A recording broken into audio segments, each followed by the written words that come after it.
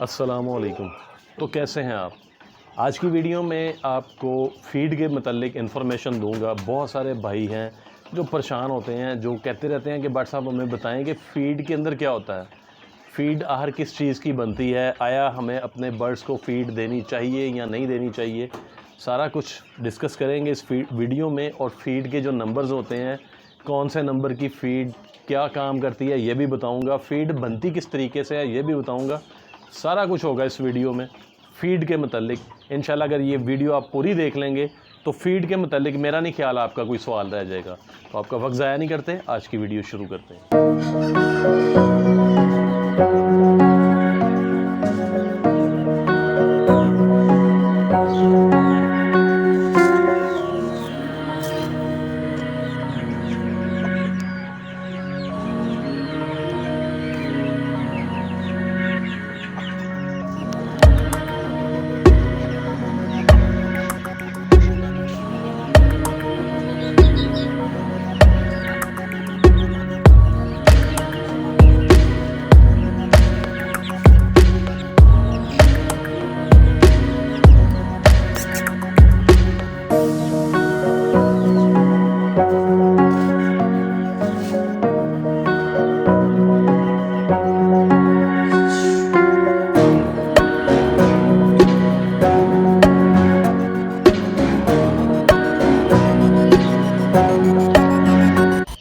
तो दोस्तों, सबसे पहले बात कर लेते हैं कि फ़ीड आखिर होती क्या है।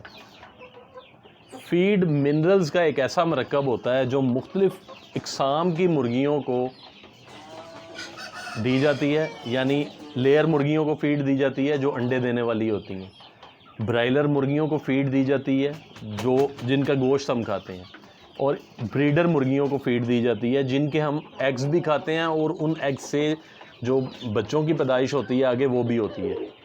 तो ये तीन किस्म की फ़ीड्स होती हैं, एक ब्रीडर फ़ीड, एक लेयर फ़ीड, एक ब्रायलर फ़ीड। सबसे पहले बात कर लेते हैं ब्रीडर फ़ीड को। ब्रीडर फ़ीड हम अपने सील के लिए बिल्कुल भी यूज़ नहीं करते। ब्रीडर फ़ीड उन देसी मुर्गियों के लिए होती हैं जो मिस्री, गोल्डन, इस तरह की बेशुमार नस्लें हैं उनके लिए होती है, जिन मुर्गियों से फार्मर ने बच्चे हासिल करने होते हैं। तो उस मकसद के लिए जोड़े को ये फ़ीड खिलाई जाती है। नॉर्मली तौर पर एक मुर्गे के साथ 5 मुर्गियाँ छोड़ी जाती हैं जो देसी होती हैं, मिस्री होती हैं या गोल्डन होती हैं, तो उनको ब्रीडर फ़ीड दी जाती है। ब्रीडर फ़ीड में कुछ कैल्शियम की मिकदार शामिल की होती है, कुछ विटामिन्स की मिकदार शामिल की होती है जो इनके अंडों की अफजाइश के लिए बेहद मुफीद होती है। दूसरी किस्म की जो फ़ीड होती है वो लेयर फ़ीड होती है। जिन मुर्गियों के हम अंडे खाते हैं, जिन हम जैसे वलायती अंडे खाते हैं, तो ये लेयर मुर्गियों को ये फ़ीड दी जाती है। इसमें कैल्शियम की मिकदार भी होती है और साथ इसमें बहुत ज़्यादा मिकदार विटामिन्स की होती है, जिसमें विटामिन ई सैर फरिस्त है। तो बहुत ज़्यादा मिकदार होती है विटामिन्स की इसमें, लेकिन इसमें प्रोटीन नहीं होती। और तीसरी किस्म की फ़ीड होती है ब्रायलर फ़ीड, जिसको हम अपने सील के लिए यूज़ करते हैं। तो जो ब्रायलर फ़ीड होती है इसमें बहुत ज़्यादा मिकदार में प्रोटीन होती है और विटामिन्स कम होते हैं, जो छोटे बच्चों की जो नशोनुमा होती है उसको जल्दी से बड़ा करने के लिए मुफीद साबित होती है। बेसिकली ये फ़ीड आप पोल्ट्री फार्म्स के लिए बनाई जाती है। आपके घरों में जो असील आपने रखे होते हैं इसके लिए ये फ़ीड नहीं होती। ये फ़ीड ख़ास तौर पर पोल्ट्री फार्म्स के लिए बनाई जाती है। आया कि हमें अपने असील को फ़ीड देनी चाहिए या नहीं देनी चाहिए, तो मेरा जवाब होगा कि नहीं देनी चाहिए। लेकिन अगर आप फ़ीड देना चाहते हैं तो जिस तरीके से हम घरों में जो सील पालते हैं उस तरीके से अगर आप फ़ीड देते हैं तो फिर उनके लिए मुफीद होती है। उसका एक बाकायदा तरीक़ाकार होता है फ़ीड देने का। हम अपने जो सील छोटे बच्चे होते हैं उनको फ़ीड से स्टार्ट करवाते हैं और आहिस्ता आहिस्ता उनको 6 माह की उम्र तक मुकम्मल तौर पर फ़ीड छुड़वा देते हैं और दाने पर ले आते हैं। इस पर मैंने तफसीली वीडियो बनाई हुई है, अगर वो आपने नहीं देखी तो आप चैनल पे जाके देख सकते हैं। तो अब बात कर लेते हैं फ़ीड में आखिर होता क्या है। ना फ़ीड में ना गंदम होता है, ना बाजरा होता है, ना किसी और किस्म का कोई दाना होता है। फ़ीड हमेशा सिर्फ़ और सिर्फ मकई से बनाई जाती है, खुश्क मकई जो होती है। अब जो नंबर होते हैं ना फ़ीड के, जैसे 4 नंबर फ़ीड है, तो बाहर के मुल्कों में 4 नंबर फ़ीड का मतलब ये होता है कि एक मकई के दाने को 4 हिस्सों में तकसीम किया जाता है, यानी उसको क्रश किया जाता है 4 टुकड़ों में। जो 14 नंबर फीड होती है उसको 14 टुकड़ों में तकसीम किया जाता है, तो इस तरह से उसके नंबर बनते हैं। लेकिन पाकिस्तान में उल्टा हिसाब है। पाकिस्तान में जो 14 नंबर फीड होती है वो 4 नंबर बेसिकली होती है, यानी मोटी ग्राम्स की सूरत में होती है, और जो 4 नंबर फीड होती है ये बारीक होती है, हालांकि इसको मोटा होना चाहिए। बहरहाल पाकिस्तान में उल्टा चलता है। मुख्तलिफ फीड बनाने वाले जो फैक्ट्री हैं ना, मुख्तलिफ इनके उन्होंने नंबर रखे होते हैं। जैसे नेशनल की फ़ीड है तो उन्होंने एक 14 नंबर निकाली हुई है फ़ीड जो मोटे ग्राम्स होते हैं, और एक 14 PS होती है जो हम अपने चूज़ों को यूज़ करवाते हैं, वो 14 PS होती है, उसके छोटे छोटे ग्राम्स होते हैं। तो ये ख़ास तौर पर मकई इसमें शामिल की जाती है फ़ीड के अंदर।